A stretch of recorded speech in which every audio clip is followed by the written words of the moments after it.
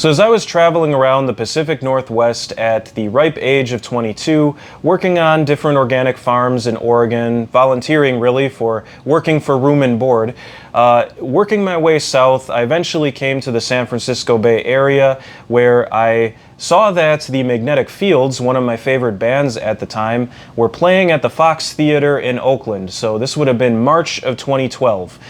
And I went to see them, got very close to the front row, and lo and behold, in the middle of the performance, out walks Lemony Snicket, aka Daniel Handler, who wrote this most recent book of his, And Then What Else, which I have read and really engaged with over the past week, just really enjoyed it.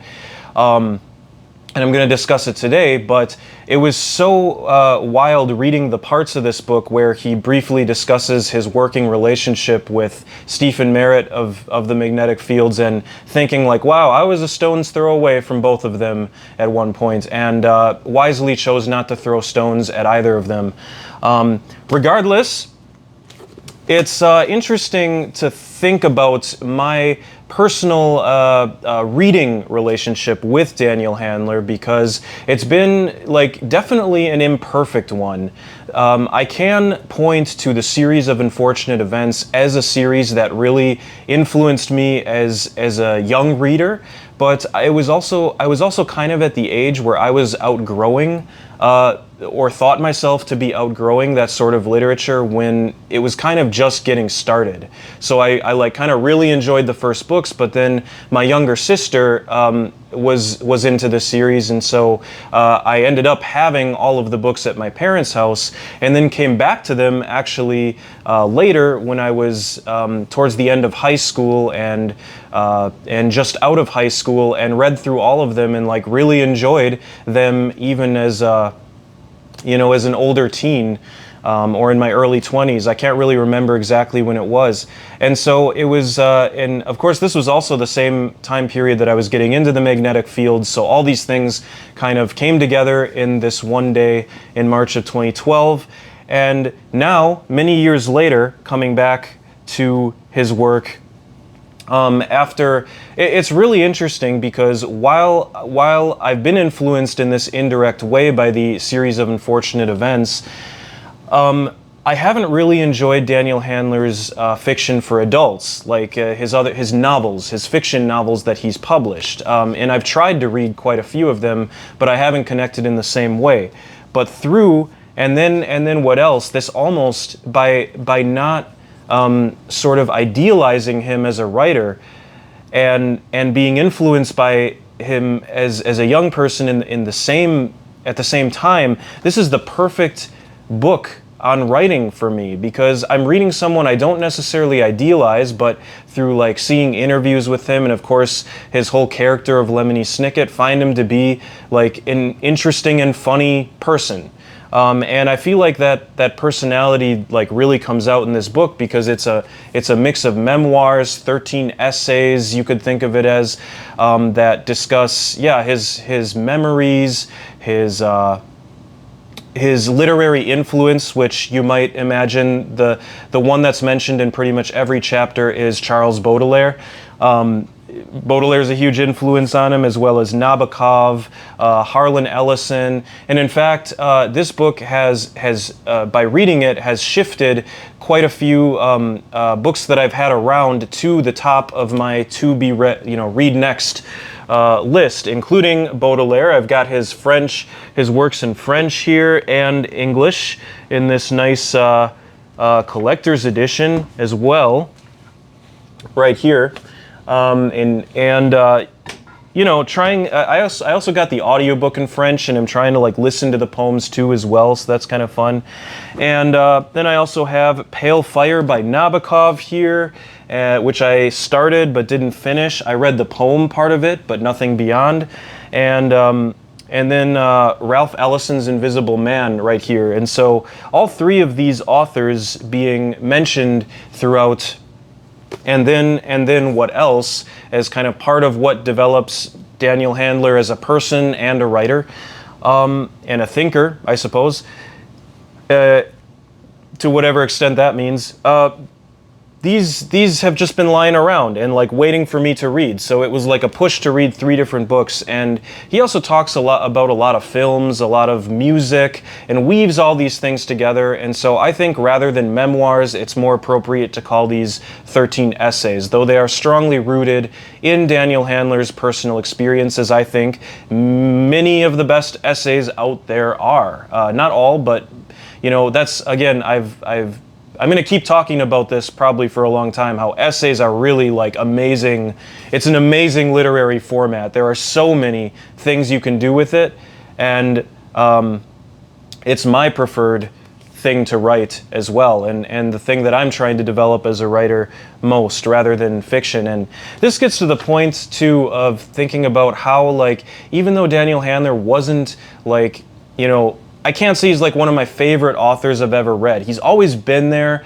I've always really admired the series of unfortunate events for its like commitment to this really against the grain aesthetic, especially at the time for children's works. And it's just admirable. And I would be lying to say that I didn't wish I hadn't read. I feel like a series of if I could in my life say I wrote that series of books and had that success with it that Daniel Handler has, I would be very content, I think, with myself. But that being said, he talks in this book how books are like people. And I'm at a point in sort of my reading life where it feels to say that I like a book feels like an insult. Like if I just say, oh yeah, I liked it, and leave it at that, that feels like an insult. I feel like it's much more interesting to say, wow, I was really conflicted about this author, about this book. I didn't agree with them on this and this. I did really like these and these parts. And that's very much how I feel about, and then what else? And I mean, there aren't many things that I like flat out disagree with Daniel Handler on, but there are definitely things that I push back on a little bit or don't quite view in the same way, and that's good, that's great. I was so engaged with these essays throughout the whole thing, and especially this idea of that books are like people, and that there's really no conflict here between, like, should I read this book? It's really hard to define why we choose to read the books that we read. And I actually want to read a section here that's in the end of this book. And I was most reminded by this by something he mentions in another chapter, where when he was reading Ayn Rand's The Fountainhead, he came across a part in the book that was meant to ironically make fun of a certain author, but he actually enjoyed it and then sought out that author. And so it's kind of a diss to Ayn Rand, but at the same time, it's like that is a book that's part of what he calls a personal literary. Well, I won't say it's part of his personal literary canon. He probably would not say that. It was part of his literary journey and led to finding another author that became part of his personal literary canon by reading something he didn't like. Or would not identify with at this point. And I think that's a really interesting thing. So yeah, I was going to read, I think this really says, like, for me, I was just kind of going, yeah, this puts to rest so many of these kind of conflicts I have in my brain about like reading. Why do I choose to read what I read? Why don't I read from, the list of the greatest books ever written in every country, for example? That's something you definitely can and would not be wrong for doing. But I think that there's this sort of like chaotic element to the literary journey that a lot of us like, that you want to still have that be an element in it. And he talks about this personal canon versus the literary canon. I think that's an important kind of distinction, and Daniel Handler falls on the side of putting your personal canon kind of first.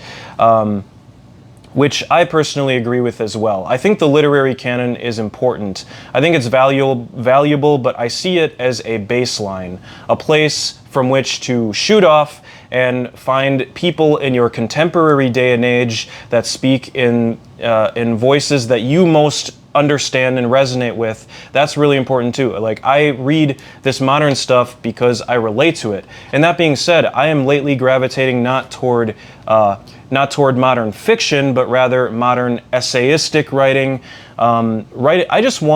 I want stuff from these authors like that, especially these ones that I liked when I was younger.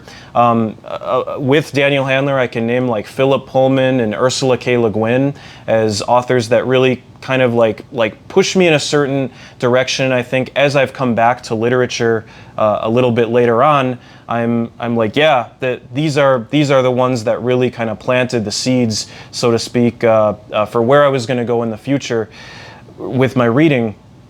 And it's interesting to look at all three of these. With Philip Pullman, I've been most interested now in his demon voices, his essays and talks, in his Brothers Grimm retellings. With Ursula K. Le Guin, I've been most interested in her poetry, not her novels. It's not novels that I'm interested in from Daniel Handler. It's his, I just want to know what these writers think about things. They're obviously very talented writers, and especially like children's authors know how to speak really clearly about things and write really clearly about things. And Tove Jansson's another great example of this. But it's kind of like in this day and age of this overwhelm of information, there's so much coming at you from everywhere. There's so much you could read, so much you could watch. Like, we need these people so much that can speak clearly, that can think clearly, that can distill things in a way that just like finally makes you feel like the nonsense all makes sense. And there's this core of absurdism. I wrote here on my notes of what I was going to talk about today. Absurdism is like at the heart, I think, of a lot of what I like and a lot of what's in this book. Do things have to mean things is the name of one of the chapters. So, for example, he starts this one out saying, "Do things have to mean things? I can never decide." These lines are from a big, long Baudelaire poem called Spleen, and I really like them. The Jack of Hearts and Queen of Spades converse portentously of long-dead love affairs. I like picturing two face cards talking to each other, and portentously has a fortune-telling ring to it, which seems appropriate and spookily enjoyable. Still, what does it mean? I'm pretty sure I have no idea. When I read these lines, the cards just bump my mind around, their conversation like one you might hear at night between adults when you're a child drifting off to sleep in another room. The actual words just feel like a means to an end, a method or a tool to take me to some little card table in a corner of my consciousness. I like being there. I'm not sure if I'm supposed to know why I've been led to this card table, and I don't. And the conclusion of this essay really gets to the point, this is chapter 8, or essay 8, where, you know, both are important. The ability to read, kind of, to just let literature take your mind to a place, and that's it. You don't need to read an extra symbolism or signs into it, but then you also can. So the answer, do things have to mean things, in the end, is yes and no. And both of those things can be true at the same time. And to get back to the thing I wanted to read about what resolved a lot of the sort of just crazy arguments over, you know, what and how we should read and stuff. This is, you know, this is one of the most explicit things in the entire book, but it's the one that I really think just says it how it needs to be said. So let me say to you now, if you can hear me all over that, what I think about the curtailing of literature, and I'll say it like the punk I'll never be. Yeah. Fuck what the author says, and fuck whatever terrible thing may be found in their words, fuck removing the book from view, and fuck snatching it from someone else's hands. Fuck separating the art from the artist, and fuck forgiving any author for anything. All these actions, the motivations behind them, are not just improper about literature, but predatory toward it. A book moves in the world. It may meet you in a bookstore, say, and ask if you want an adventure. Perhaps this sounds interesting to you, perhaps not, perhaps you are unsure. The decision is yours. No one is forcing you to read anything, and you won't really know why you made the decision anyway. And I'll skip to the end. And if you find yourself feeling that the book is problematic, all that means is that you have a problem with it, and that's easily solved. Leave the book behind, put your clothes back on, and go home. It's just, it's straight up, we don't know, and this is part of the essay of what's called Books Are Like People. This idea, I think, is the most emblematic of the entire book to me. And the way that I came to it, and have this sort of, I suppose, I don't know if the word parasocial would apply here, this feeling like you know a public figure to some extent because you've spent so much time like reading their work or failing to read their work, or you know, you randomly happen to go to a concert where they were playing. I'm sure many other people have had that experience, kind of seeing Stephen Merritt and Daniel Handler on stage. I'm sure there's plenty of crossover in their fan bases, but it's you get this feeling over time like you sort of know this person, and even to my very little corner of YouTube here, I kind of partake in that as well. People watch my videos that I don't really know at all, and so anything we produce is like, if you choose to view it, you don't really know why. You don't really know exactly why you connect with it. Books are like people. In a way, any sort of art is like a person in this sense that you don't know what it is that all of the things that have moved you to continue following this thing. Okay, back to it's the absurdist thing, right?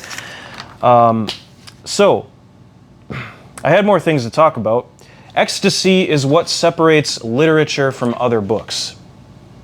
That was an interesting one, and again, some of the stuff I'm saying comes like later in these essays, but ecstasy is the thing that separates literature from other books, and I think that's a really interesting notion. I haven't thought about it enough to say whether I completely agree with it, but it's an interesting notion. Yeah, just wanted to make a note of that. I liked right in the beginning, he talks about how he uses index cards. So he writes things on index cards, shuffles them around, and connects them, and reorganizes them, and sees what things work together and what things don't. I think that's a really interesting way to go about, I guess, generating ideas. And I think I might even try something similar while trying to put together my next essay. I don't know. It's a tool in the toolbox. Maybe I'll use it. Maybe I won't. You know. Yeah. He talks a lot about, you know, what led to sort of his writing being developed. So, for example, childhood thoughts, ideas you had in childhood. There's quite a lot of early experiences, both from his childhood and his university years, that come in. Some experiences with, I don't know, maybe borderline psychosis, yeah, you'll kind of discover those as you go along and how they apply to the story. But personally, parts of the book that I instantly kind of related to and enjoyed the most were the ones about parenting. So he has a son, and I can relate because my son was just born a few months ago, so I like those parts of the book where he gets questions from his son, like the very last chapter. You know, what is it trying to tell me, looking out at a lighthouse? Which, again, another connection right to what I'm reading right now, a book about lighthouses in my home state of Wisconsin here. We have a kind of a subculture of people here in Wisconsin, at least, and I'm sure this is the case around different places of the U.S. that have a lot of lighthouses. We have this subculture in Wisconsin of people who are very interested in lighthouses, and I'm apparently getting to be on the fringe of them. But I want to dig deeper and try to subvert my own interest in it in a future essay, perhaps. We'll see. But I really related to these parts on parenting and Daniel Handler's journey, sort of with parenting, some of his mistakes. And there's one particular memorable part where he says something like, all children ask, you know, at some point to their parents, "Who are you?" Just like all parents at some point ask of their kids, "Who are you?" And it reminds me of the very first days in the hospital after my son was born, thinking like, wow, you know, you give birth to this person and you have no idea who they are. You're, you know, to some extent, I guess you're shaping them as a parent, but the being a parent is actually getting to know a person as much as it is shaping them, which is a really strange thing to think about, because at some point that when a child becomes self-aware, it's like they ask you, yeah, who are you? They realize, like, who is this person that has been raising me the whole time? And that's actually something they have to come to know. And same with the parent to the child, and that's an ever growing process. So I really connected with those parts of the book as well. There's always something in the back of my mind when I talk about these books, even though I'm like a pretty small, an unimportant YouTube channel. There's always something in the back of my mind that thinks like, wow, what if like the author actually watches this video? I mean, in this case, I'd probably be very mortified. But it's something that there's always a little bit in the back of my mind when I put a video out, and once you've made like almost 200 videos as I have, you almost think it's got to have happened at some point, especially with like really niche books that I do from different countries in the world. I just wonder, and it's an interesting thing. But yeah, it's certainly a wild journey doing this YouTube stuff. Anyway, yeah, I hope you've enjoyed once again more of a rambly video, kind of a book that came out of nowhere. Reconnecting with an author that influenced me as a young person, and just kind of looking to think if there's anything else I wanted to say. There were some other random books that he mentioned that I've somehow read in my life, that I've never heard anyone else mention. Oscar Hijuelo's Mambo Kings Play Songs of Love. That book had been around my parents' house when I was growing up, and I read it a few times, but while what he remembers most about it is that he's never read a book with so much oral sex in his life, what I remembered most about it is, like, it felt really cool to read about these guys being in a band, and it was a long time ago that I read it, so I don't know, that was just a random connection there that I've never heard anyone else even mention that book. I thought it was just like some, unknown book that never got a lot of attention or something, but, here it was in Daniel Handler's And Then What Else? So, thanks. See you next time.